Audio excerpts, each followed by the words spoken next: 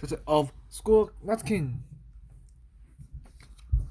This is a tale about a tale that belonged to a little red squirrel, and his name was NUTKIN. He had a brother called Twinkleberry and a great many cousins. They lived in a wood at the edge of a lake.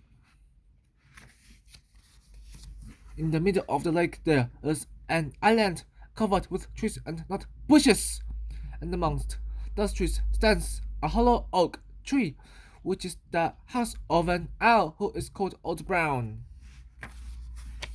One autumn, when the nuts were ripe,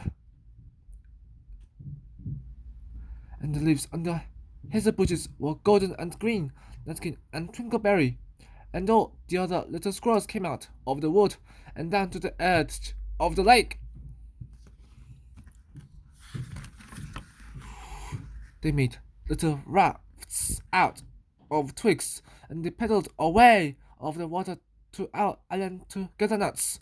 Each squirrel had a little sack and a large oar, and spread out his tail for a sail. They also took with them an offering of 3 fat mice as a present for Old Brown, and put them down upon his door step. Then Twinkleberry and the other little squirrels each made a low bow, and said politely, "Old Mr. Brown, will you favor us with permission to gather nuts upon your island?" But Nutkin was excessively impertinent in his manners. He bobbed up and down like a little reverie, singing, "Read me, rot-tot-tot, a little woman in a red coat, a staff in his hand, and a stone in his throat. If you tell me this riddle, I'll give you a groat. Now this riddle is as old as the hills." Mr. Brown paid no attention whatever to Nutkin. He shut his eyes obstinately and went to sleep. The squirrels filled their little sacks with nuts and sailed away home in the evening. But next morning they all came back again to our island, and Twinkleberry and the others brought a fine fat mole and laid it on the stone in front of Old Brown's doorway, and said, "Mr. Brown, will you favor us with your gracious permission to get us some more nuts?" But Nutkin, who had no respect, began to dance up and down, tickling old Mr. Brown with another and singing, "Old Mr. B, read me re, hitty pitty within the wall, hitty pitty without the wall. If you touch hitty pitty will bite you." Mr. Brown woke up suddenly and carried them all into his house.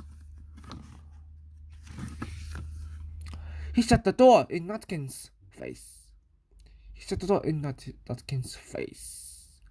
Presently, a little thread of blue smoke from a wood fire came up from the top of the tree, and Nutkin peeped through the keyhole and sang, "A house full, a hole full, and you cannot gather a bowl full." The squirrels searched for nuts all over the island and filled their little sacks. But Nutkin gathered oak apples, yellow and scarlet, and sat upon a beech stump,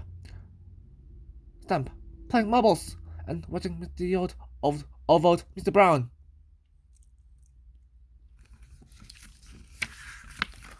On the third day, the squirrels got up very early and went fishing. They caught 7 fat minnows as a present for Old Brown. They paddled over the lake and landed under a crooked chestnut tree on our island.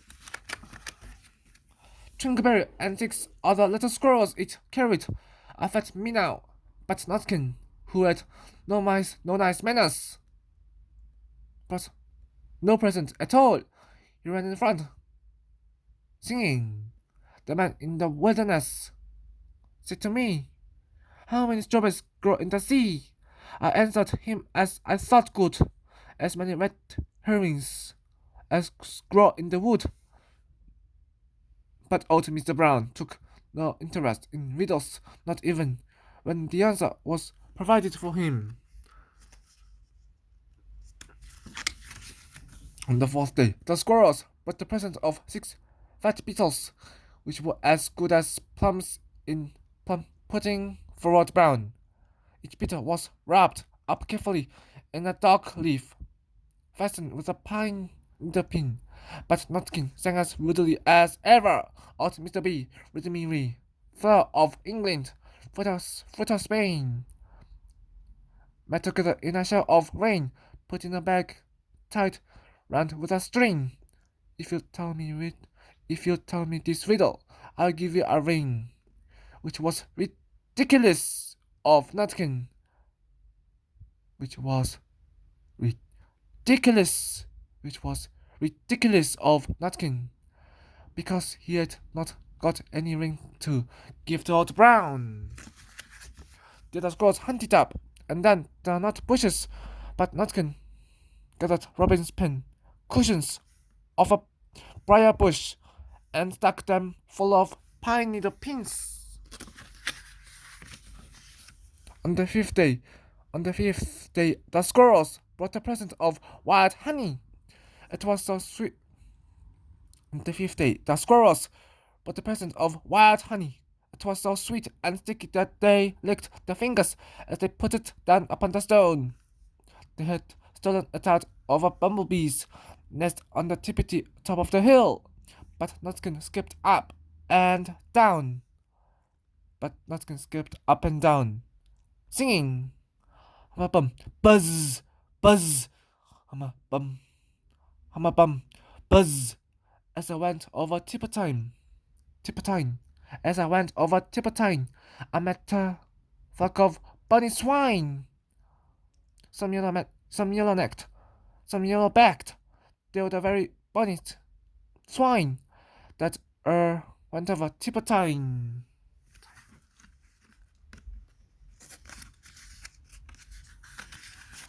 Old Mr. Brown turned up his eyes in disgust at the impertinence of Nutkin, but he ate up the honey. The squirrels filled their little sacks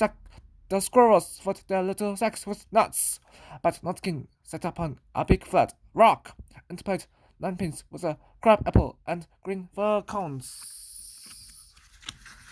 On the sixth day, which was Saturday, the squirrels came again for the last time. They brought a new laid egg in a little rush basket as a last parting present for Old Brown, but Nutkin ran in front laughing and shouting. Humpty Dumpty lies in the back with a white counterpane round his neck. 40 doctors and 40 rats cannot put Humpty Dumpty to rights.